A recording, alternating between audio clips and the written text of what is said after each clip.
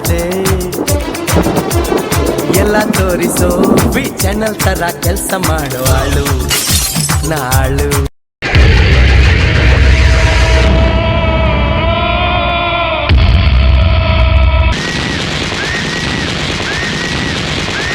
ಇದ್ರೊಳಗಡೆ ನಾವು 3D ಅಂತ ಯಾಕೆ ಮೆನ್ಷನ್ ಮಾಡಿದ್ರು ಅದನ್ನು ಈಗಲೇ ಹೇಳ್ಬಿಡ್ತೀನಿ, ಸ್ವಲ್ಪ ಟೈಮ್ ಹೋದ್ರೆ ಹೋಯ್ತು.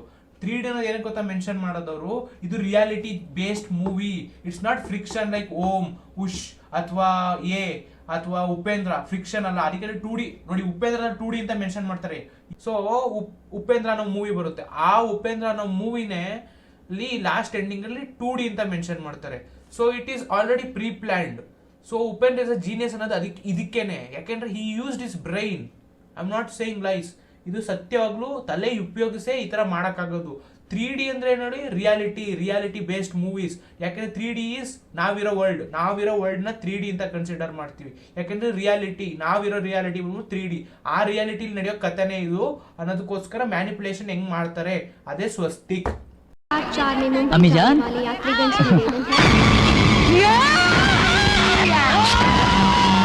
ಈ ಸೀನ್ ನಾನು ಯಾಕೆ ತೋರಿಸ್ತೆ ಅಂದ್ರೆ, ಈ ಪಿಕ್ಚರ್ ನ ಯಾರು ನೋಡಿದಿರೋ ಅವ್ರಿಗೆ ಡೆಫಿನೆಟ್ ಆಗಿ ಗೊತ್ತಿರುತ್ತೆ.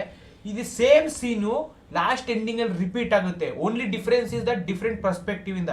ಇವ್ರು ಅಪ್ಪ ಅಮ್ಮ ರಿಯಲ್ ಅಪ್ಪ ಅಮ್ಮ ಅಲ್ಲ ಅಂತ ನಿಮ್ಗೆ ಲಾಸ್ಟ್ ಎಂಡಿಂಗ್ ಅಲ್ಲಿ ಗೊತ್ತಾಗುತ್ತಲ್ಲ, ಆ ಎಂಡಿಂಗ್ ಅಲ್ಲೂ ಕೂಡ ಗೊತ್ತಾಗುತ್ತೆ ಅವರು ರಿಯಲ್ ಅಪ್ಪ ಅಮ್ಮ ಅಲ್ಲ, ಸಾಕಿದವ್ರ ಅಪ್ಪ ಅಮ್ಮ. ಅವರು ಆಕ್ಚುಲಿ ಇವ್ರನ್ನ ಬಿಟ್ರೆ ಮಾಡ್ತಾರೆ, ಸಾಯ್ಸಕ್ ಕೂಡ ಹೋಯ್ತಾರೆ. ಸೊ ನೋಡಿ, ಕೋಇನ್ಸಿಡೆನ್ಸ್ ಅಂತಾನೆ ಹೇಳ್ಬೋದು. ಸ್ಟಾರ್ಟಿಂಗ್ ಅಲ್ಲಿ ಒಂದು ಸ್ಮಾಲ್ ಗ್ಲಿಮ್ಸ್ ತರ ತೋರಿಸ್ತಾರೆ ವಿಚ್ ಇಸ್ ಎ ಫೇಕ್ ಅಪ್ಪ ಅಮ್ಮ. ಅಗೇನ್ ಈ ಎಂಡ್ ಅನ್ನು ರಿವೀಲ್ ಆಗುತ್ತೆ ದಟ್ ಅವ್ನು ಇದ್ದಿದ್ದ ಅಪ್ಪ ಅಮ್ಮನೂ ಫೇಕು ಅಂತ. ಸೊ ನೋಡಿ ಹೆಂಗಿದೆ, ಕನ್ಫ್ಯೂಷನ್ ಕ್ರಿಯೇಟ್ ಆಗ್ಬೋದು, ಬಟ್ ಈ ಮೂವಿನ ನೋಡಿದವ್ರಿಗೆ ಅರ್ಥ ಆಗುತ್ತೆ. ಅದಕ್ಕೆ ನಾನು ಎಷ್ಟೊಂದು ಸರಿ ಹೇಳೋದು, ಮೂವಿ ನೋಡ್ಬಿಟ್ಟು ಆಮೇಲೆ ಬನ್ನಿ ನನ್ನ ವಿಡಿಯೋ ನೋಡೋಕ್ಕೆ, ಫಸ್ಟೇ ಬರಬೇಡಿ, ಇಲ್ಲಾಂದ್ರೆ ನಿಮಗೆ ತುಂಬಾ ಕನ್ಫ್ಯೂಷನ್ ಕ್ರಿಯೇಟ್ ಆಗುತ್ತೆ. So definitely you should watch the main movie, then come here and watch my videos. ಕೊಲ್ಲಕ್ಕೆ ಪ್ರಯತ್ನ ಪಟ್ಟಿದ್ದು ಶ್ರೀನಾಥ್ ಅವರು ಲಿಟ್ರಲಿ ಯಾಕೆ ಪೊಲೀಸ್ ಸ್ಟೇಷನ್ ಬರ್ತಾರೆ? ಅವರೇ ಅಲ್ಲಿ CBI ಹೆಡ್ ಕ್ವಾರ್ಟರ್ಸ್ಗೆ ಕರ್ಸ್ಕೋಬೋದಿತ್ತಲ್ಲ ಇನ್ವೆಸ್ಟಿಗೇಷನ್ ಮಾಡಕ್ಕೆ. ನೀವೇ ಯೋಚನೆ ಮಾಡಿ, ದೇವ್ರು ಇಲ್ಲದೆ ಪೂಜಾರಿ ಯಾಕೆ ಬರ್ತಾನೆ? ಅಂದ್ರೆ ದೇವಸ್ಥಾನ ಎಲ್ಲಿದ್ಯೋ ಅಲ್ಲಿಗೆ ಪೂಜಾರಿ ಬರಬೇಕು, ಬಟ್ ಇಲ್ಲಿ ಉಲ್ಟಾ ಆಗ್ತಿದೆ. ಪೂಜಾರಿ ಇರೋ ಜಾಗಕ್ಕೆ ದೇವರೇ ಬರ್ತಾ ಇತ್ತು ಅಂದ್ರೆ ಅರ್ಥ ಏನು? ಸ್ವಲ್ಪ ಲಾಜಿಕ್ ಆಗಿ ಯೋಚನೆ ಮಾಡಿ. ಸೊ ಇವರೇ ವಿಲನ್ ಅಂತ ನಮ್ಗೆ ಲಾಸ್ಟ್ ಎಂಡಿಂಗ್ ಅಲ್ಲಿ ಗೊತ್ತಾಗುತ್ತೆ. ಬಟ್ ಇದು ನೀವು ಆಕ್ಚುಲಿ ಅಬ್ಸರ್ವ್ ಮಾಡಿದ್ರೆ ಇದೊಂಥರ small foreshadowing that he was the villain ಅಂತ. ನೋಡಿ ಎಷ್ಟು ಚಿಕ್ಕ ಡೀಟೇಲಿಂಗ್ ಮಾಡಿ ತೋರಿಸೋರೆ. ನೀನೇನು ಹೀಗೆ ಇದ್ಬಿಡ್ತೀಯೋ ಅಥವಾ ನಾಳೆ ಬಗ್ಗೆ ಏನಾದ್ರೂ ಯೋಚನೆ ಮಾಡ್ತೀಯೋ? ತರಲೆ ನನ್ನ ಮಗನೇ, ತರಲೆ ನನ್ನ ಮಗ. Reference, see what they did here. Black and white. ಅವನ ಜೀವನದಲ್ಲಿ ಕಲರ್ ಇಲ್ಲದೆ ಇರೋದನ್ನ ನೀವ್ ಯಾರಾದ್ರೂ ಯೋಚನೆ ಮಾಡಿದೀರಾ? ಎಲ್ಲರ ಜೀವನನು ಬ್ಲಾಕ್ ಅಂಡ್ ವೈಟ್ ಇದ್ದಂಗೆ ಇರುತ್ತೆ. ಕಲರ್ ಯಾವಾಗ ಬರುತ್ತೆ ಅಂದ್ರೆ ಅವ್ರು ಹ್ಯಾಪಿ ಆಗಿದ್ದಾಗ, ಅವ್ರು ಏನೋ ಎಕ್ಸೈಟಿಂಗ್ ಥಿಂಗ್ಸ್ ಮಾಡಿದಾಗ ಆಟೋಮೆಟಿಕ್ ಆಗಿ ಕಲರ್ಫುಲ್ ಆಗಿ ಕಾಣಿಸುತ್ತೆ.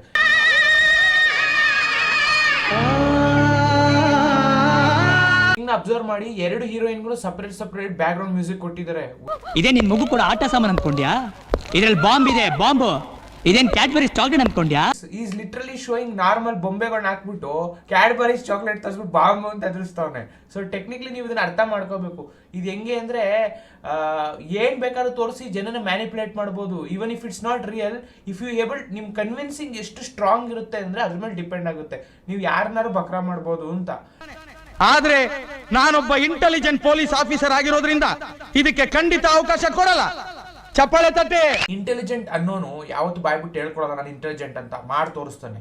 ವೇರ್ ಇಂಟೆಲಿಜೆಂಟ್ ಇಲ್ದಿರೋನು ನಾನು ಇಂಟೆಲಿಜೆಂಟ್ ಅಂತ ಹೇಳ್ಕೊಂಡು ತಿರ್ಗಾಡ್ತಾನೆ. ಅದೇ ನೋಡಿ ಡಿಫ್ರೆನ್ಸ್, ಹೆಂಗ್ ಮೋಸ ಹೋಗ್ತಾರೆ ಅನ್ನೋದನ್ನ ಇದೊಂದು ಸ್ಮಾಲ್ ಪ್ಯಾರಡಿ ಫಾರ್ಮ್ ಅಲ್ಲಿ ತೋರ್ಸೋರೆ. ನಿನ್ನ ನೋಡಿದ್ರೆ ಒಳ್ಳೆ ಕಿಲಾಡಿ ತರ ಕಾಣ್ತೀಯಲ್ಲ. ಚಿಚೆ ಇಲ್ಲ ಸರ್, ಮಿಸ್ಟೇಕ್ಲಿ ಪೊಲೀಸ್ ಆಫೀಸರ್ಗೆ ಗೊತ್ತಿಲ್ದೇನೋ ಬೈ ಮಿಸ್ಟೇಕ್ ಆಗಿ ಹೇಳ್ಬಿಟ್ಟು ನೀನ್ ಕಿಲಾಡಿ ಇದ್ದಂಗಿದ್ಯಾ. ಬಟ್ ನಾವ್ ಎಂಡಿಂಗ್ ಅಲ್ಲಿ ಗೊತ್ತಾಗುತ್ತೆ ಅವ್ನು ಕಿಲಾಡಿ ಅಲ್ವಾ ಅಂತ. ಅದನ್ನ ಪಿಕ್ಚರ್ ನೋಡಿದ್ರೆ ಗೊತ್ತಾಗುತ್ತೆ ನಾನು ಏನ್ ಹೇಳ್ತಿದ್ದೀನಿ ಅಂತ. ಎಷ್ಟು ಸ್ಮಾರ್ಟ್ ಇದ್ರು ನೋಡಿ, ಅವ್ರು ಡೈರೆಕ್ಟ್ ಆಗಿ ಆನ್ಸರ್ ಕೊಡ್ತಾವ್ರೆ. ನಿಮ್ಗೆ ಅದು ಅರ್ಥ ಆಯ್ತಲ್ಲ. ನೀವೇನ್ ಅನ್ಕೊಂಡಿದ್ದೀರಾ? ಚಾನ್ಸೇ ಇಲ್ಲ, ಎಷ್ಟೊಂದು ಪಿಕ್ಚರ್ ನೋಡಿದೀನಿ, ಡಬಲ್ ಆಕ್ಟಿಂಗ್ ಇರ್ಬೇಕು ಅಂತ. ನೋಡಿ ಬಾಯ್ಬಿಟ್ಟು ಹೇಳ್ತಾವ್ರೆ ಕ್ಯಾರೆಕ್ಟ್ರೆ, ಹೋಗಿದ್ದು ನಾನೇ ಬಂದಿದ್ದು ನಾನೇ ಅಂತ. ಹಂಗಂದ್ರು ನೀವು ರೆಡಿ ಇಲ್ಲ ಎಕ್ಸೆಪ್ಟ್ ಮಾಡಕ್ಕೆ. ಸೊ ಎಷ್ಟೊಂದ್ ಜನ ಇದನ್ನ ಓವರ್ ಸ್ಮಾರ್ಟ್ ಅಂತಾರೆ. ನಾನೇ ಮಾಡಿದ್ದು ಅಂದ್ರೂ ಜನ ಯಾರು ಒಪ್ಕೊಳ್ಳಲ್ಲ. ಆ ತರ ಇದನ್ನ ಹೇಳ್ತಾರೆ ಹೈ ಲೆವೆಲ್ ಮ್ಯಾನಿಪುಲೇಷನ್ ಅಂತ.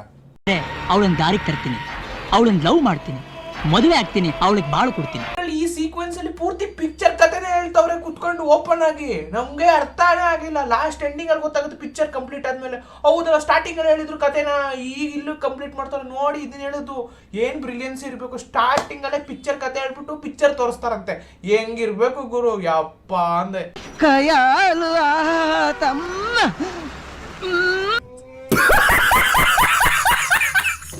ತಲೆಯಲ್ಲಿ ಮೆದುಳಿರ್ಬೇಕು, ಪರ್ವತ ಬೆಳ್ಕೊಂಡಂಗ್ ಬೆಳ್ಕೊಂಡ್ರೆ ಆಗೋದಿಲ್ಲ. ಈ ಲಿಟ್ರಲ್ ಡೈಲಾಗು ಇನ್ನೊಂದು ಯಾವ್ದೋ ಪಿಕ್ಚರ್ ರಿಯೂಸ್ ಮಾಡೋರೆ. ಅದ್ ಯಾವ ಪಿಕ್ಚರ್ ಅಂತ ನೀವೇ ಹೇಳ್ಬೇಕು. ಪ್ಲಸ್ ಆ ಕ್ಯಾರೆಕ್ಟರ್, ಅದು ರಿಯೂಸ್ ಮಾಡೋ ಡೈಲಾಗ್ ನ ಕ್ಯಾರೆಕ್ಟರ್ ಅಲ್ಲೇ ನಿಂತವ್ರೆ ಈ ಸೀನಲ್ಲೇ. ಸೊ ಇದು ನೀವು ತಲೆ ಓಡಿಸಿದ್ರೆ ನಿಮಗೆ ಗೊತ್ತಾಗ್ಬೋದು ಯಾವ ಮೂವಿ ಅಂತ. ಸೊ ಮೊದಲು ಕಮೆಂಟ್ ಸೆಕ್ಷನ್ ಅಲ್ಲಿ ಹೇಳಿ ಯಾವ್ದು ಅಂತ. ಕರೆಕ್ಟಾ? ಈ ಹುಡುಗಿ ಹೊರಗಡೆ ಬಂದ್ರೆ ನಂತರ ಇರೋ ಸೀನಲ್ಲಿ ನೀವು ಫ್ರಾಕ್ಷನ್ ಆಫ್ ಸೆಕೆಂಡ್ ಅಲ್ಲಿ ಅಬ್ಸರ್ವ್ ಮಾಡೋ ಮಿಡಲ್ ಫಿಂಗರ್ ತೋರಿಸ್ತಿರ್ತಾರೆ ಪೊಲೀಸ್ ಆಫೀಸರ್ಗೆ.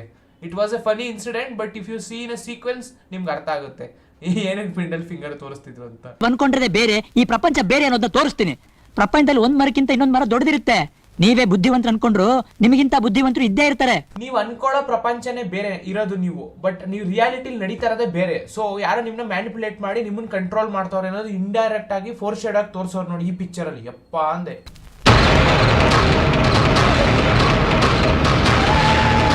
ಈ ಲಿಟ್ರಲಿ ಸೀನ್ ಅಲ್ಲಿ ಒಂದು ಪ್ರೊಜೆಕ್ಟರ್ ನ ಯೂಸ್ ಮಾಡಿ ಹೆಂಗ್ ಫೂಲ್ ಮಾಡ್ತಾವ್ರೆ ಅನ್ನೋ ತರ ತೋರಿಸ್ತಾರೆ. ಇನ್ನೊಂದೇನು ಅಂದ್ರೆ ನೋಡಿ, ಇಬ್ರು ಒಬ್ಬರೇ ವ್ಯಕ್ತಿ, ಬಟ್ ಇಬ್ರು ಬೇರೆ ಬೇರೆ ಬಟ್ಟೆ ಹಾಕೊಂಡವ್ರೆ ಟು ಶೋ ದಟ್ ಯಾರು ಒಳ್ಳೆಯವನು ಯಾರು ಕೆಟ್ಟವನು. ನೋಡಿ, ಅವ್ರು ರೆಡ್ ಬಟ್ಟೆ ಹಾಕೊಂಡವನೆ, ಇವನು ಬ್ಲೂ ಬಟ್ಟೆ ಹಾಕೊಂಡವನೆ. ಸೊ ಡಿಫ್ರೆನ್ಶಿಯೇಟ್ ಮಾಡಕ್ಕೆ ಇಬ್ರು ಬೇರೆ ಬೇರೆ ಅನ್ನೋ ತರ ತೋರ್ಸೋದಕ್ಕೋಸ್ಕರ. ಇಲ್ಲಿ ನೋಡಿ, ಸ್ವಸ್ತಿಕ್ನ ಒಂದು ಕೋಡ್ ರೀತಿಯಲ್ಲಿ ಯೂಸ್ ಮಾಡ್ಕೊಂಡವ್ರೆ ಯಾವ ತರ ಅಂತ ನೋಡಿ. ಅಂತ ಆ ಸರಣಿ ಬಾಂಬ್ ಸ್ಫೋಟದ ಪ್ಲಾನ್ನೇ ಬಿಟ್ಬಿಡ್ಬೋದು. ಹೇಗೋ ಒಟ್ಟಲ್ಲಿ ಅದರಿಂದ ನಮ್ಮ ದೇಶಕ್ಕೆ ಒಳ್ಳೇದಾಗುತ್ತೆ. ಪಿಕ್ಚರ್ ಅಲ್ಲಿ ಹೀರೋನೇ ಜಾಸ್ತಿ ಬಿಗ್ಗೆಸ್ಟ್ ಮ್ಯಾನಿಪುಲೇಟರ್ ಅಂತ ಅನ್ಕೊಂಡಿದ್ವಿ, ಬಟ್ ಆ ಲಾಸ್ಟ್ ಗೊತ್ತಾಗುತ್ತೆ ಹೀರೋ ಮ್ಯಾನಿಪುಲೇಟರ್ ಅಲ್ಲ, ಅವನಿಗಿಂತ ಇನ್ನೊಬ್ಬ ಕೂತವನೆ ಅವನನ್ನ ಮ್ಯಾನಿಪುಲೇಟ್ ಮಾಡ್ತಾವನೆ ಅಂತ.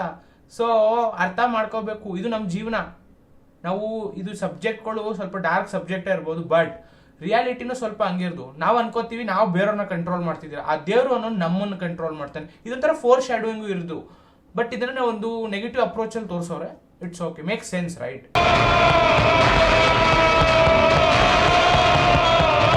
ನೋಡಿ, ಇಷ್ಟೊತ್ತಕ್ಕ ಹೀರೋ ವಿಲನ್ ತರ ಪ್ರಿಟೆಂಡ್ ಮಾಡ್ತಿದ್ದ, ಬಟ್ ಈಗ ರಿಯಲ್ ವಿಲನ್ ಆಗೋದು. ಅದಕ್ಕೋಸ್ಕರ ಅವರು ಫೋರ್ ಶ್ಯಾಡೋ ಆಗಿ ರೆಡ್ ಡ್ರೆಸ್ ನ ಹಾಕೊಂಡಿರೋದು ಕಾಣಿಸ್ಕೊಳ್ಳುತ್ತೆ ನೋಡಿ. ನಮ್ಮ ದೇಶ, ಭಾಷೆ, ಮಣ್ಣು ಅಂತ ಹೊಡೆದಾಡ್ತಾರೆ, ಒದ್ದಾಡ್ತಾರೆ ಮೂರ್ಖರು. ಅವ್ರು ಹೇಳೋ ಮಾತು ಕೂಡ ಒಂಥರ ಟೆಕ್ನಿಕಲಿ ಕರೆಕ್ಟ್ ಆಗಿ ಐತೆ. ಯಾಕೆಂದ್ರೆ ಫಸ್ಟ್ ಆಫ್ ಆಲ್ ಇದು ಯಾರಿಗೂ ಬಿಲಾಂಗ್ ಅಂತ ಇಲ್ಲ, ಇದು ನಿಂದೇ ಅಲ್ಲ. ಫಸ್ಟ್ ಆಫ್ ಆಲ್ ಇದು ನೀವೇ ಬಾರ್ಡರ್ಗಳು ಮಾಡ್ಕೊಂಡು ನಂದಿದು ನಿಂದದು ಅಂತ ಹೇಳ್ಕೊಂಡಿರೋದು.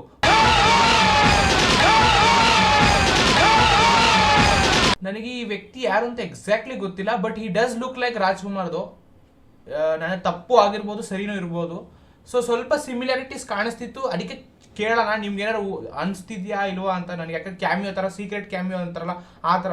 ಅಲ್ಲೂ ಬಾಂಬ್ ಬಿಡೋಣ, ಅಲ್ಲೂ ಜನ ಧ್ವಂಸ ಮಾಡೋಣ, ಅಲ್ಲೂ ದುಡ್ಡು ಸಿಗತ್ತೆ.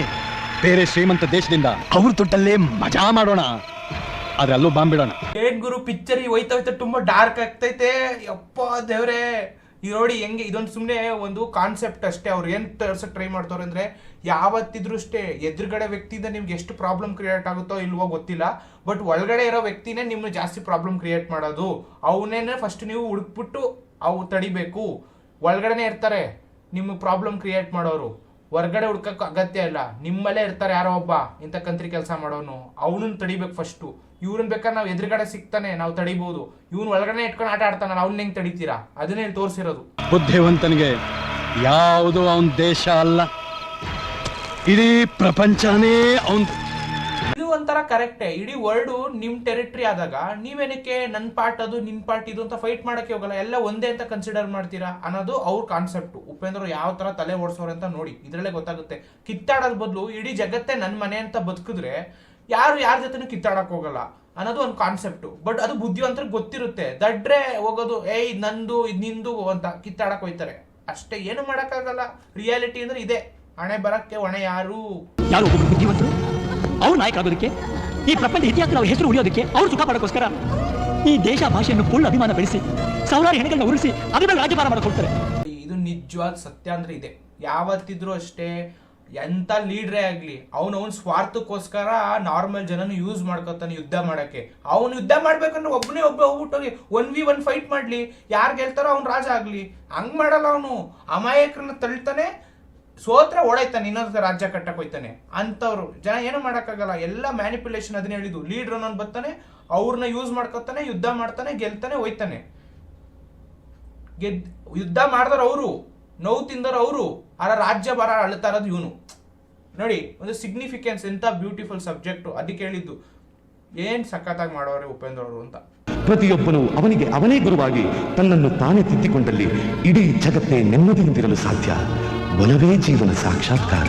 So over all it was A very cool movie and A very dark subject.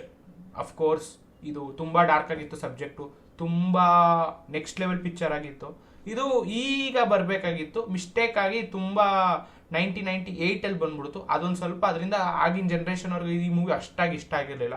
But okay, I understand there feelings. ಇದು ಸ್ವಲ್ಪ ತುಂಬ ಕಾಂಪ್ಲೆಕ್ಸ್ ಮೂವಿ ಆಗಿದ್ದರಿಂದ ತುಂಬ ತಲೆ ಬುಡ ಮೇಲೆ ಹೋಗೋ ಥರ ಅಂತ ಅನಿಸ್ಬೋದು ಅವ್ರಿಗೆ, ಅರ್ಥ ಆಗಿಲ್ದಿರೋರಿಗೆ. ಬಟ್ ಅರ್ಥ ಆಗಿರೋರಿಗೆ ಗೊತ್ತಲ್ವಾ ಏನು ಇದು ಸಬ್ಜೆಕ್ಟ್ ಅಂತ.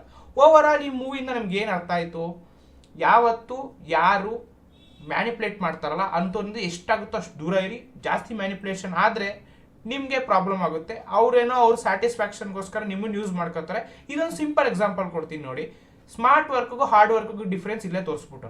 ಸ್ಮಾರ್ಟ್ ವರ್ಕ್ ಅವ್ನು ಏನು ಮಾಡ್ತಾನೆ, ಅವ್ನ ಕೆಲಸ ಮಾಡಲ್ಲ, ಅವ್ನ ಕೆಲಸನ ಬೇರೆಯವ್ರ ಕೈಲಿ ಮಾಡಿಸ್ತಾನೆ. ಅದೇ ಹಾರ್ಡ್ ವರ್ಕ್ ಅಂದ್ರೆ ಏನು, ಅವ್ನು ಯಾವನೋ ಹೇಳಿರೋ ಕೆಲಸನ ನೀವು ಮಾಡ್ತೀರಾ, ಅಷ್ಟೇ ವ್ಯತ್ಯಾಸ, ಡಿಫ್ರೆನ್ಸ್ ಏನೂ ಇಲ್ಲ.